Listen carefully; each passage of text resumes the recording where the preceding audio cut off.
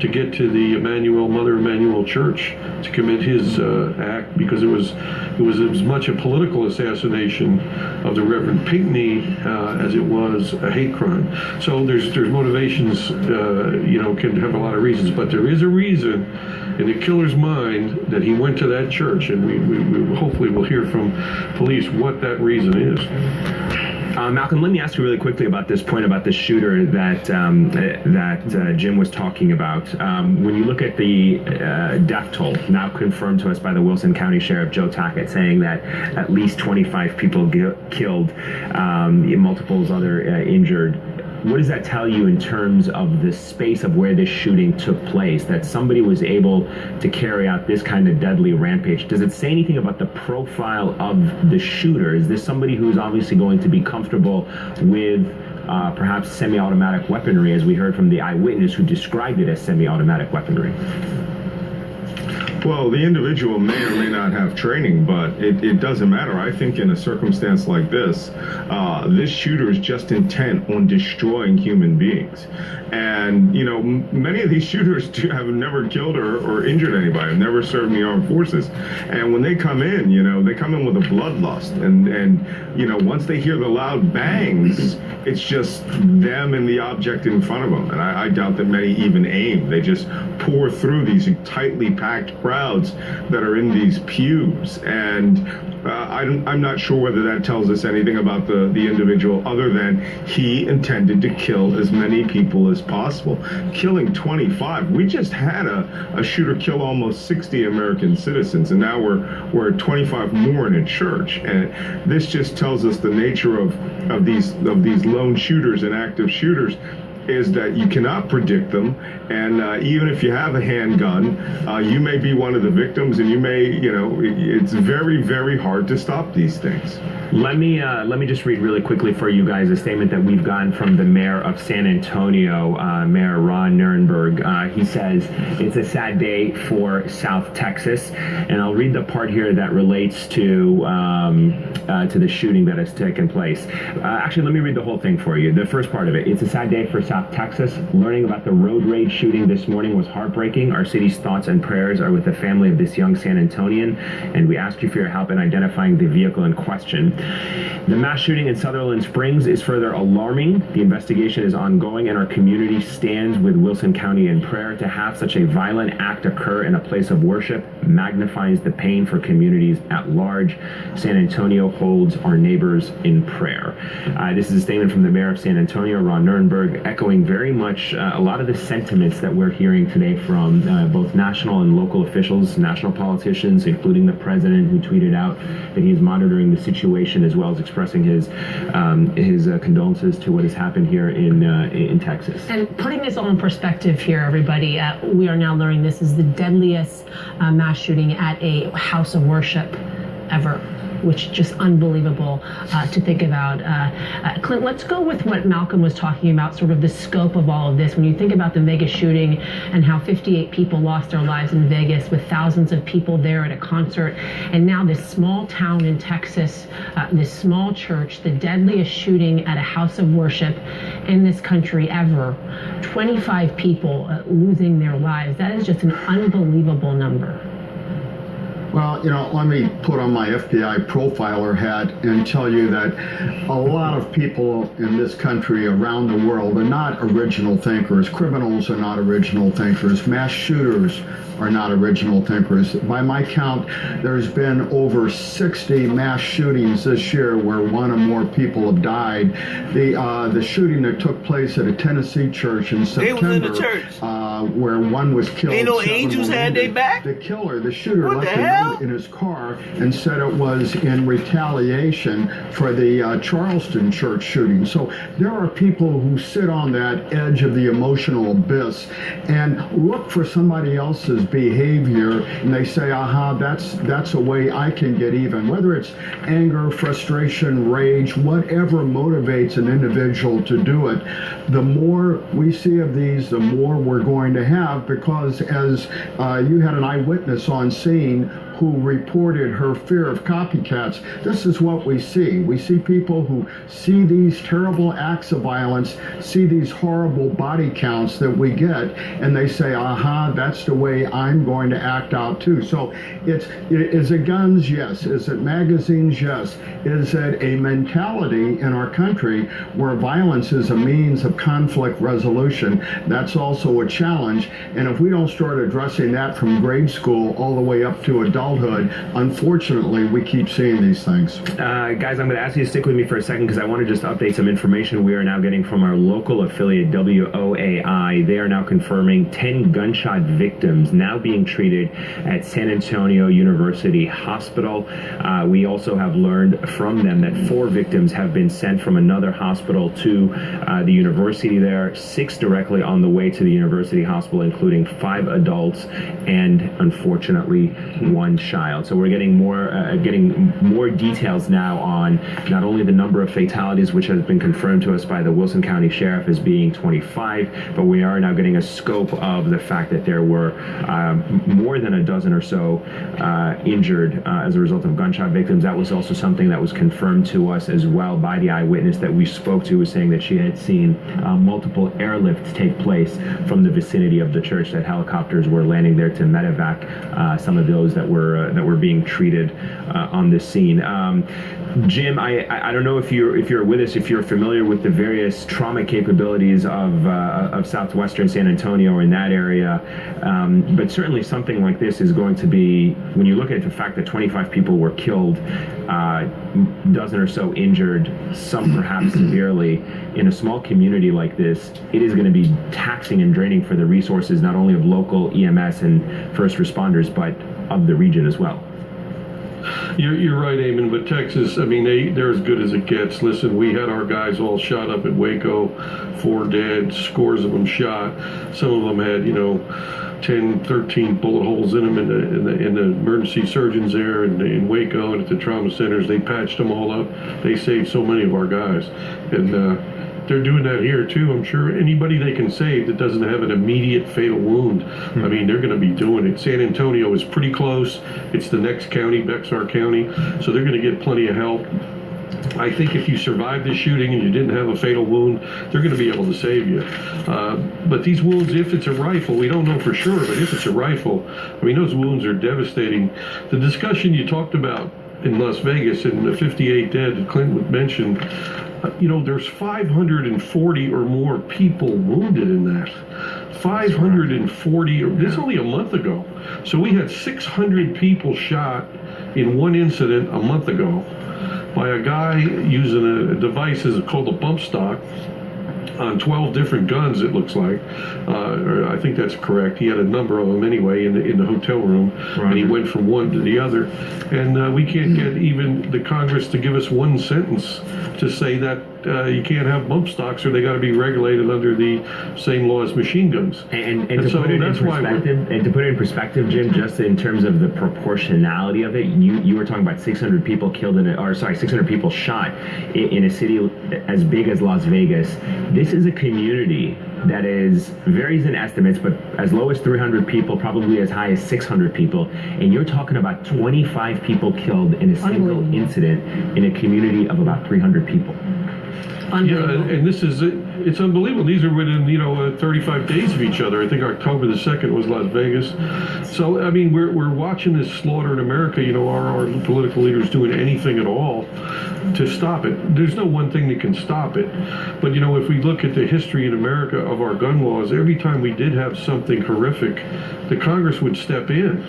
And they would do something about it. The National Firearms Act, which is the law that regulates machine guns and silencers and those gangster-type weapons, was passed in 1934 during the Dillinger days, during the shootings and machine gunnings, the Roaring 20, just after the Roaring 20s, 1934, the public said, we had enough of this. We don't want this. So the act was passed. And the 60s, John F. Kennedy killed, Dr. King, Robert Kennedy assassinated, gave us the seminal act, the 68 Gun Control Act. Congress passed that in the 60s as a response to those assassinations. Jim, so often when these sorts of things happen, we are continuously heard, do not politicize. We continuously hear, do not politicize this situation. We need to mourn the victims. We can't necessarily talk about our gun laws. We can't talk about that sort of thing, or changing the gun laws, or whatever side of the aisle you stand on, or whatever way you think about this issue, whether you think there should be more out there, whether you think these churches should have security measures, should have people in place that carry guns, or you think that nobody should have them. We are urged to not politicize, to not talk about it. And then a week or 10 days pass, and we're talking about something completely different. Right. Well, you're urged to do that after Newtown, after Las Vegas, after Aurora, after the slaughters everywhere. And it's way past time to talk about it. I mean, it has to be done. And reasonable gun laws help. Nobody needs to get extreme on either way. But to allow these bump stocks where you can just virtually, it's a distinction without a difference. A rifle's turned into a machine gun. It may not be the exact rate of fire that gun would be originally designed as a submachine gun, but it's pretty close, a distinction without a difference. And we can't get Congress to give us one sentence on that. Yeah. So that's fundamentally wrong. That's fundamentally a problem in America. And it's not going to fix every shooting. That's the argument they make. Well, seatbelts won't stop every car fatality either. But we need to do better on all these things. We need to work on all of these fronts and try to do a little bit better. Yes, and Eamon, you're right. This community here, a little town, 25 dead, more killed, wounded, and people live with these wounds. These are not wounds that you just get and you're in the hospital a couple days. Oftentimes you're paralyzed, you lose a limb. Yeah, it changes your life for sure. It's awful. It's absolutely awful. Maybe if we take a look at these images of people just completely in shock and hugging one another, and you can see how close this community is, and you can't even imagine being there. Population of 300 to 600 people, 25 members of that community. Yeah, and we're still waiting to hear from officials. Perhaps in the coming hours we'll hear more from them in an official capacity at a news conference of sorts. But obviously a lot of family members, either from the community or from outside the community, are probably asking about their friends and family that may have been at that church. And just very quickly before we go, we're going to take a quick break, but I wanted to read this statement from Richard Blumenthal, Senator Richard Blumenthal, who tweeted out, "Horror, heartbreak, shame, prayers are important but insufficient. After another unspeakable tragedy, Congress must act or be complicit." We're going to have a lot more for you right after the break. Stay with us. Texas, where a mass shooting has taken place at First Baptist Church. There you see it on the left of your screen. A short while ago, we got confirmation from Wilson County Sheriff Joe Tackett confirming the number of fatalities, what a lot of people had feared, a staggering number. 25 people killed. 25 people killed in that shooting this morning during a service that was taking place at that church. We are also getting confirmation from a local NBC affiliate, WOAI, that there were also several people that were wounded as a result of gunfire, at least 10, some of them evacuated to University Hospital in San Antonio, giving you really a sense and the scope of the fatalities and casualties that took place in what one eyewitness described as a very short period of time at around 11:30 a.m. this morning local time. This is a situation that continues to unfold, but we are getting reactions from the President of the United States and local officials. I'll start with the Governor of Texas, Governor Greg Abbott, putting out a statement a short while ago saying, while the details of this horrific act are still under investigation, Cecilia and I wanted to send our sincerest thoughts and prayers to all those who have been affected by this evil act. I want to thank law enforcement for their response and ask that all Texans pray for the Sutherland Springs community during this time of mourning and loss. And the president tweeting out earlier from abroad on his the first day of his 12-day trip abroad to Asia, "May God be with the people of Sutherland Springs, Texas. The FBI and law enforcement are on the scene. I am monitoring the situation."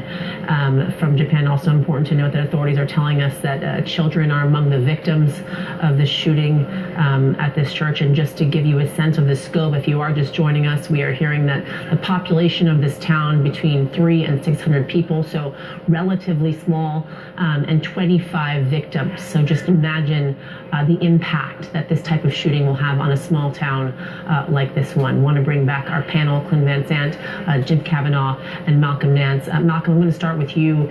We are getting obviously a lot of reaction from our leaders, from congressmen, senators, the president from abroad. What What does this community, you think, from your vantage point, need to hear from them right now? Well, they're hearing the things that they need to hear, which is that they essentially have the community's back, that they're with them in their thoughts and prayers, and you're going to see the governor come down without doubt and offer up whatever resources they can. But for the victims, the family of the immediate victims, there's almost nothing that's going to be able to console them. What they really need is they're going to need answers. And they're going to want to know why. Why did this killing happen? Was it senseless? What was its nature? Was it political or personal in any way, shape, or form? And that's what they really want to know, to give them some closure on this act. Let's talk about the possible weapon that may have been used in this shooting, Malcolm. Notice how they talking about to someone this earlier, shit. saying that, This is how that you she know it's believed white it was people. a semi-automatic from the way that the rounds were coming. And Jim They ain't also said talking terrorists. about bump stocks and how They ain't said that has been monster. a controversial topic post. They ain't call this motherfucker a scumbag one time. When you hear a number like 25 inside of He a small killed 25 church, people in a and then you church. put together They ain't say he a witness monster and one thinking that time. it was a semi-automatic. What's your hunch here? Well, I'm certain that you can use a semi-automatic weapon without a bump stock to get just the exact same effects that you have here. You could use a handgun. I find it very interesting when the witness made that statement about an hour ago, saying that there were ricochets and they wanted to get back inside their store. That gave me a hint that this was a high caliber rifle, 5.56. That's a AR-15 style rifle. Because what it would do is, and it's unfortunate, it will go through some victims, or the misses will go through the building, travel on, hit off of poles, or even fall out into the street, 500-600 yards away. So that indicates that it's not a handgun. But we don't know that. There's a lot of handguns out there right now. Even a regular Glock pistol, you can put a 32-round extended magazine onto it and have all the shooting capacity of an AR style weapon. But these AR weapons, you can put a lot more on there. You can have a 100-round drum, a 60-round magazine, 90-round magazine, even some as high as depending on what they have, 200. But it doesn't matter what the firearm is. It's the fact that, these average weapons, which they now call, the new rifle of the Minuteman, the AR-15, these average weapons, which they can use in Texas for hunting hogs and varminting, can carry out and cause this devastating effect when in the hands of someone who intends to kill. And if you think about it being a house of worship and these people having no clue as to what is about to happen, being completely unaware, that just sort of adds to all of this. No man knows the sort of bring people hour. up to date as to what we're looking at right now. We believe this to be the car of the shooter. So obviously investigators honing in on this to figure out that motive that we are all asking about, why it is someone would walk into this church and kill 25 people. That is not confirmed. The And as you devil know, this is made a him do developing it. story, so things change by the minute. But we do believe that that image that you are seeing to be the car of the shooter. I want to bring in Pastor Paul Burford from the River Oak Church. That's not far from the shooting. Pastor, I appreciate you joining me this afternoon. Such an incredibly tragic day for that community. How are you doing? Well, we're doing as well as can be expected under the circumstances. This is a very small and close-knit community, and it's devastating news, of course. Our church is 2 miles down the road, and we have families that go back and forth between the two churches because it's been around for a long time. So any names that come out of that building, we're gonna know. We're set up right now about 2 blocks away from the church at our community center, and we have the family members coming here and friends, and this is where our point of ministry here, to be able to minister to them and to be able to deal with the official news for the families. So we want to be here for them when that happens and when that goes on. So. Pastor, talk to me about what you know about this church, the congregants, the people that attend this church, how big it is.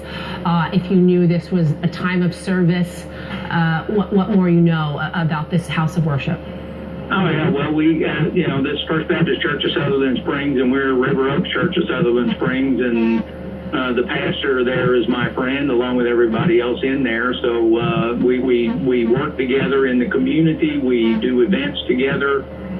So everything's very well known here.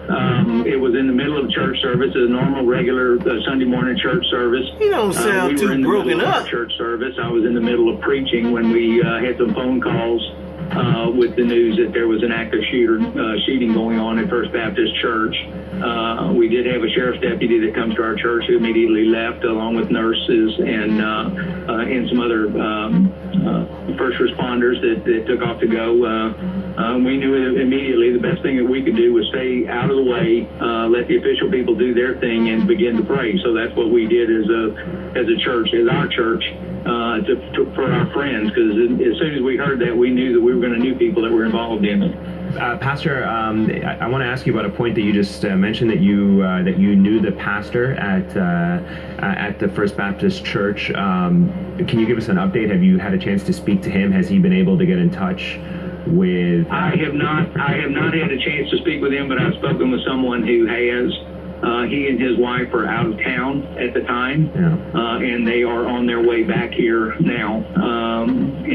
That's about as much as we know for that. So very devastating news for him to hear for his church. Yeah, and I wanted to ask you as well, do you know the condition of their daughter? Is their daughter okay? I understand that she may have been inside the church. I do not have that information. I don't know anything for sure, and I would not say anything until there's something confirmed that comes out from the official authorities down there. The Texas DPS is in charge of the scene, and they are the ones that are doing all the release, the official release. I know that we have families here at the community center who already know and have the news. It's not going out until it's in official capacity to make sure that any of the relatives have been notified. So we're not letting that out. So we're doing grief counseling right now with some of the members of the church and family and friends here, and trying to coordinate that. We have Red Cross and South Texas Regional Area Council Emergency Services here, along with chaplains and pastors from just every church in the area. So we're as news comes in, as we get official or the families get official news, we're logging everybody in. And as they get official news, we're here to counsel with them and to help them. Fair enough. We have food and water and everything available for the families. Trying to cut him off. He won't Pastor, stop let me ask you really quickly, if I can. There's obviously a lot of conversations about security at churches, and as somebody who leads a congregation, have you had that discussion previously, given what had happened in places like South Carolina and Tennessee about security at your church? And is this a conversation that churches in this country should be having? Well, it seems that it's going to be more and more that we need to have some kind of discussion about it. There's evil in the world. Jesus himself spoke about it and said that these things were going to happen, but he also told us that we don't overcome evil with evil; we overcome evil with good. Jesus said they was going to shoot people in the church. Like this happens, we see the good. And if you were here to see the number of people that are here, just standing around waiting, ready to just be given a command to help in some way. I asked for phone chargers a little while ago. A guy's headed to a store to bring back phone chargers for the family so they don't have to. So they can have their phones right there with them. Our local grocery stores are giving us anything that we need. The local gas stations are giving us anything that we need. And that's the type of community that this is, because that's the love that overcomes the evil that we have in this world. We mourn for the people that have died in the church, but we know those people, and I know that those people knew their Lord and Savior, and I know that the Bible tells us to be absent from the body is to be present with the Lord. And while we mourn, just as Jesus mourned when his friend Lazarus died, he also knew the power of God and what would happen. And we know the power of God, that our friends are there with him right now. Pastor, before we let you go, for those people that are watching whose hearts are breaking knowing that 25 people are now dead in this small community there, what is your message to them, no matter the motivation, whatever that may be? I'm sorry. What is my? What is your message to the people that are watching this? The people that live in that community whose hearts are breaking, knowing that these 25 people are now dead. Whatever the motivation of this shooter turns out to be. Well, motivation is not going to change any of the facts. So what we have to do is just say, as a family and a community, we trust in our faith here. We trust in the faith of the people that were in that church. And I say to anybody in our community here listening is that pastors, people of the community, everyone in this area, and we know that extends all the way into San Antonio. We have the Bexar County Sheriff's Office chaplain out here with us. So are stand ready to do whatever it is that we need to do to help these families and get them through this time, be it feed them, bring food for them, take care of their kids while parents are dealing with stuff. Whatever we need to do, we know that this community, which is a family, stands ready, willing, and able to provide the services. And if we can't provide it, we know where we can reach out and get it. All right, Pastor Paul Buford from River Oak Church, our thoughts and prayers are with you and everyone that has been affected by this community. And as you mentioned, in the wake of evil, sometimes we see the best of humanity. So, sir, our very best to you and everyone there. Here, that's for sure, to minister and to help these people. So thank you guys, and God bless y'all, and thank everyone for their prayers and their thoughts in all of this. All right, stay with us, everybody, as we're following this developing story out of Sutherland Springs, Texas, where 25 people are dead after a shooting in a church there. So this ain't terrorism? After the break, keep it here.